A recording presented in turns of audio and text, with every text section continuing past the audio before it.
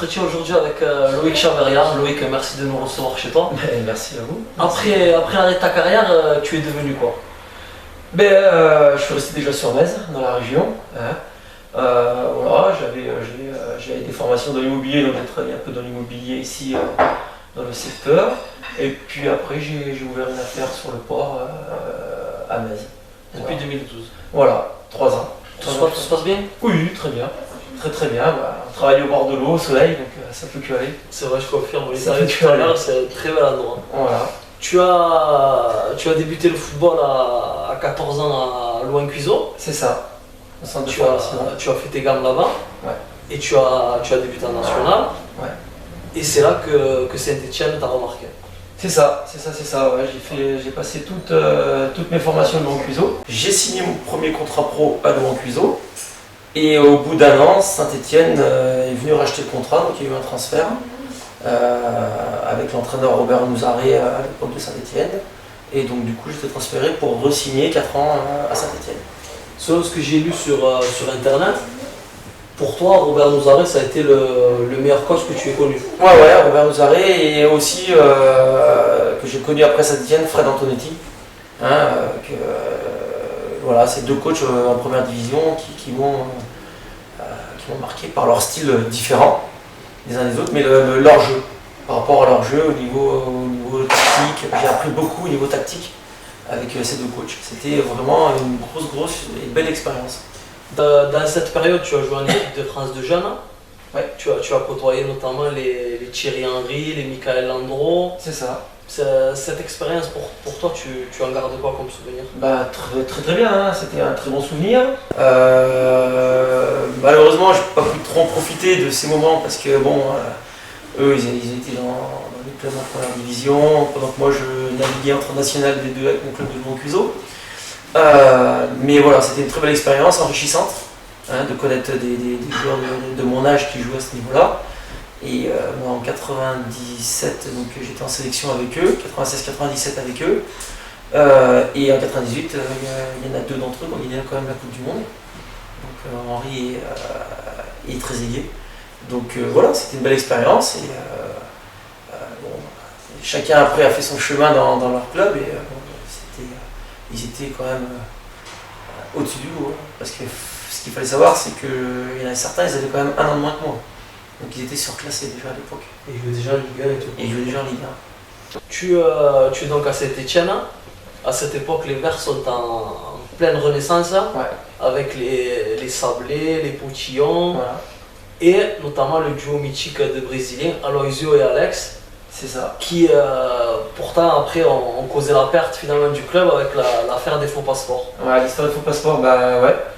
On a eu une belle épopée, parce que la première année donc, de leur montée, moi je viens d'arriver, j'ai fait les 6e cette année-là. Et tu débutes contre la grosse équipe de Monaco, c'est ça? C'est ça, mon premier match était à Monaco. Avec Barthez. Avec Barthez, Trezeguet, Albagnol, exactement, une grosse équipe, qui a été champion d'ailleurs, cette année je crois, oui, 98-99. 2-2. Voilà, on avait fait 2-2, but de Pedron et Aloisio qui a mis une pichenette à Barthez. Donc on avait une très belle équipe et malheureusement l'année d'après, il y a eu ce gâchis, l'histoire des faux passeports, où on nous a retiré 7 points, où on a eu 3 entraîneurs dans la saison, c'était une saison très compliquée. Et ça fait redescendre le club en 2e division, le club de Saint-Etienne. Donc un gâchis monumental. Et puis ça c'était une histoire après rocambolesque avec les agents, avec une personne du club à l'époque aussi qui avait un peu magouillé là-dedans. Et voilà, tout le monde a plongé parce qu'on a subi un peu les bêtises des uns et des autres. Et du coup, on s'est retrouvé en 2e division avec un gros bazar. Les supporters n'ont pas trop compris aussi. Donc voilà, un gâchis monumental à l'époque. Tu vis quand même une belle année en Ligue 1, oui. Notamment le fameux match où Alex fait la panthère, la victoire de la SSE contre l'OM 5-1. Contre Marseille, c'est ça. Tu marques un but magnifique en amical contre l'Inter de Milan. C'est ça, ouais. Tu devances Laurent Blanc de la tête. Ouais. Ça, quand même une belle période pour toi. Pour moi, c'était une super période. Hein. C'était dans la continuité de ma belle saison avec Louvain-Cuiseaux. Donc voilà, je continue au mois d'août après la préparation de la Saint-Etienne, donc le match de Monaco, le but contre l'Inter de Milan. Je joue au Vélodrome, donc on fait 3-3, mais au match retour on gagne 5-1, donc j'ai plus joué 20 minutes ce jour-là. Et faire des matchs références, et 15 ans après on en parle encore, donc c'est toujours une fierté et un plaisir d'être dans ces 14-là ce jour-là. Pourquoi partir en Suisse? C'est le club qui te prête après? Alors après, il y a eu, après cette histoire des faux passeports, ça a été il y a eu un gros remaniement au sein du club. Beaucoup d'entraîneurs, de passage, un nouvel entraîneur qui est venu, beaucoup de joueurs qui voulaient partir, pas partir. Je me sentais plus trop à ma place à cette époque-là, donc j'ai demandé à être prêté. Donc on a trouvé un club, j'ai trouvé un club comme Lausanne qui faisait la Coupe Intertoto. Donc voilà, je suis parti à Lausanne cette année-là, ça s'est très très bien passé, j'ai fait une belle petite saison.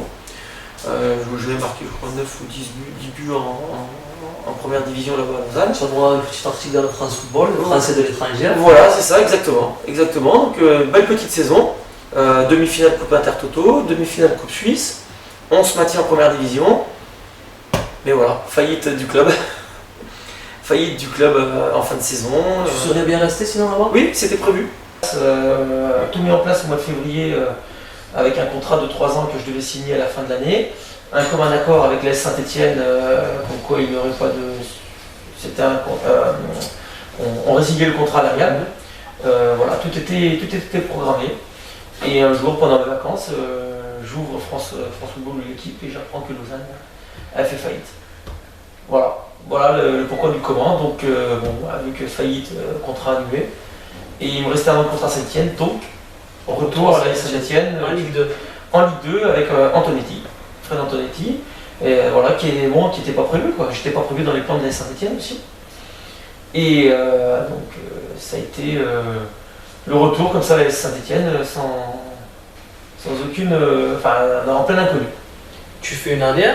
Ouais. Et après tu descends d'un échelon en national. Voilà, après je pars à Nîmes. Voilà, je pars à Nîmes. Alors là j'ai choisi le projet sportif. Un joli projet sportif. Un club ambitieux qui visait de suite la remontée en Ligue 2. Belle équipe sur le papier, mais voilà, on finit 6ème, on fait un très mauvais début de championnat et on s'est planté la saison. La mayonnaise a mis du temps à prendre. Mauvais début de championnat parce que il y a eu beaucoup d'arrivées. C'était comme ça chaque saison à Nîmes à l'époque. Voilà, beaucoup d'arrivées, donc il fallait absolument des résultats, mais bon, le temps que la mayonnaise prenne, on n'a pas ramassé assez de points au début. Donc contre 7, on a perdu 2 fois. 2 fois, par exemple. Et, donc du coup, on s'est planté le début et dont la saison. Voilà. Et après, c'était une année un peu fin de saison, queue de poisson. Et puis rebelote. Tout le monde partait, revenait. Donc je suis parti. Et au mercato, c'est ça? Au mercato d'hiver, tu pars au FC7? Non. Début de saison? Non, fin d'année de Nîmes. Je retourne à Louan-Cuiseaux. Ah d'accord, oui c'est vrai. Je retourne parce que j'avais une affaire là-bas. Donc j'avais une brasserie là-bas à Louan-Cuiseaux. Je retourne en CFA à Louan-Cuiseaux. Bon voilà. Et c'est là que tu côtoies Alexis Romao notamment. Voilà, Romao, Bessa, Sherfa, Licata, qui plus est, Allard, une belle équipe. Et en CFA, donc on remonte en national. Donc je re-signe un contrat de 2 ans avec Louan-Cuiseaux. Je fais mes 2 années à Louan-Cuiseaux en national. Et c'est là où je viens signer à 7 avec Thierry Lauré. Voilà, je viens signer 2 ans à 7 avec Thierry Lauré. Mais là, je suis arrivé en cours de saison. J'étais arrivé en septembre ou octobre, je crois. Septembre, si mes souvenirs sont bons. Et parce qu'il y avait eu beaucoup de blessés. Je crois qu'il y a eu 3-4 blessés, je crois, d'affilée. Et donc du coup, je suis revenu. Thierry Lauré m'a demandé de venir, donc avec plaisir. Et pareil, je crois qu'on termine 6ème cette année-là. Voilà. Les premiers matchs à domicile, si je ne me trompe pas de ta part, tu es remplaçant contre le Paris FC, tu rentres en toute fin de match. Voilà. Et tu marques le but vainqueur. Voilà, c'est ça. Exactement, ouais, c'est ça. Je marque le but vainqueur, donc mon entrée à la matière, ça faisait du bien. Mais après, j'ai eu des pépins physiques. Alors j'ai eu une grosse entorse du genou, je me rappelle. Et après, je m'étais cassé le pouce, donc j'étais revenu de blessure. J'ai fait quelques matchs, on était dans une mauvaise passe, moi j'ai eu du mal à revenir. Physiquement, j'étais pas bien, je faisais de mauvais matchs, hein, très mauvais matchs. Et qui plus est, sur un mauvais match, je me pète encore j'ai eu des broches au niveau de la main, donc fin de saison pareil terminé. Donc, voilà, saison qui avait bien commencé à 7 et après noir au niveau blessure et mauvaises conditions physiques pour continuer la mauvaise prestation au milieu de saison. Ensuite, Thierry Lauré s'en va. Ouais. C'est Fred Rémola qui prend la relève. Voilà. Là, il y a eu gros changement, Thierry Lauré et président aussi. Oui, ce que j'allais dire, avec le président Besson qui arrive également et tous les joueurs de la pointe. Voilà. On a interviewé dernièrement Romain Rambier. Ouais. Pour lui, il n'avait jamais connu un groupe aussi soudé, aussi solidaire, et pour lui, c'était une famille. Tu en penses quoi, toi? C'était la famille. C'était la famille. Est-ce que c'est pour toi aussi le groupe le plus soudé que tu aies connu dans ta vie? Moi, j'ai jamais connu un groupe comme ça. Voilà, honnêtement. Malgré les conditions qu'on a eues en fin de saison, conditions catastrophiques, il faut le dire, à la fin de saison, où on était plus payé, on n'avait plus d'argent pour partir en déplacement, on n'avait plus d'argent pour manger en déplacement. C'était des sponsors, c'était des entraîneurs comme Fred Rémola qui nous avaient pu payer des trucs, on s'arrangeait, on s'entraînait malgré tout, mais l'ambiance était là jusqu'au bout. Et malgré ça, on termine 6e. Voilà, 6e ou 7e, mais une ambiance. Moi, c'était la plus belle. La plus belle. On peut en raconter si un jour on se revoit tous. Ça serait bien d'organiser ça. Et ça va se faire, je pense qu'un jour ça se fera. Ça se fera, mais c'était une très belle époque, saison, au niveau humain. Humainement, c'était exceptionnel. Le club, malheureusement, dépose le bilan. Ouais. Tu pars à Béziers en CFA2. Ouais. Tu retrouves pas mal d'anciens C3 comme Dominique Olagnier, Thomas l'Écossais, Nicolas Priet, il me semble. Non. Julien Bellas. Non, eux ils sont arrivés après. Après, d'accord. Eux ils sont arrivés après. Non, c'était Thomas l'Écossais et Dominique Olagnier. Et vous accédez au CFA. Et on accède en CFA. Ouais. On accède, on monte de suite dès la première année. Et puis là, par contre, j'ai pas trop apprécié. Est-ce qu'il y a eu un malentendu? Est-ce que il n'y a pas eu de proposition? J'avais demandé parce que j'étais en fin de droit, parce que j'y suis avec mon chômage. Moi, j'étais au chômage. Donc on fait la montée. J'avais demandé un contrat fédéral. Et puis bon, on l'a refusé. J'ai arrêté. Après j'ai arrêté. J'ai laissé tomber le Béziers sans aucune animosité, rien du tout. On s'est serré la main. Je suis parti. Et je suis venu jouer avec les collègues à Metz. Tu n'as pas eu d'autres contacts entre-temps après Béziers? Si, j'aurais pu partir, mais non, je voulais rester ici. Quels ont été les contacts? Après, il fallait que je remonte un peu partout. Je sais qu'à l'époque, j'avais eu, je crois, Paris FC, j'avais eu Beauvais aussi. Beauvais, je crois, qui voulait remonter, qui était en national à l'époque. Et puis, je sais plus quel club encore. Bon, fallait repartir un peu. Je préférais privilégier la vie familiale. La vie familiale, voilà. Moi, mes enfants, ils avaient déjà changé 2-3 fois d'école, ils commençaient à grandir. Donc, la vie familiale, j'ai choisi ma petite ville de Metz. On était bien, on était posé. On s'était fait des amis, donc voilà, on a choisi le contexte, la vie, et on a joué avec les copains au foot. Et depuis, tu es très bien dans la zone. Ton petit jouteur, vous êtes vraiment adapté à la culture locale. On s'est adapté à la culture locale, moi de même. C'était très bien, mon petit joute, on le suit. Il a pris la relève au niveau ballon aussi. Il a pris la relève au niveau ballon, il est jeune, il a que 10 ans. On verra. Pour l'instant, il joue à Montpellier. On verra par la suite. C'est encore très jeune.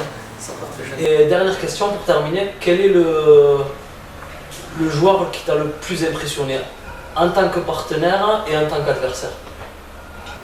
Partenaire, moi c'est Alex.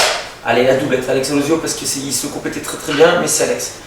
C'était un joueur, tu le voyais arriver sur le terrain, tu te dis, bon, lui, paye pas de mine. Paye pas de mine, il est là, il rigole. Voilà, et j'avais vu un joueur aussi adroit devant le but. Voilà, adroit, et puis bon, c'est vrai qu'il se complétait bien avec Alosio, mais voilà, c'était quelqu'un qui était humainement, il se prenait pas la tête, et quand il arrivait sur le rectangle vert, c'était un autre. Voilà, c'est un Brésilien. Un Brésilien. Et adversaire, j'ai joué contre mon idole Zinedine Zidane, avec Lausanne, contre le Real de Madrid. C'est son premier match sur le maillot madrilène. Voilà, c'est ça. Donc j'ai son maillot d'ailleurs. On avait échangé ensemble. Et c'est Zidane. Moi, quand je le voyais déjà à la télé, c'était exceptionnel. Mais quand tu l'as à côté de toi, un gars qui fait pratiquement 1,90 m et aussi à l'aise sur un terrain techniquement, physiquement. Tu as discuté avec lui après? Oui, j'ai discuté un peu avec lui, j'étais dans le vestiaire avec eux carrément, on a discuté avec eux. Quelqu'un de très sympa, très gentil.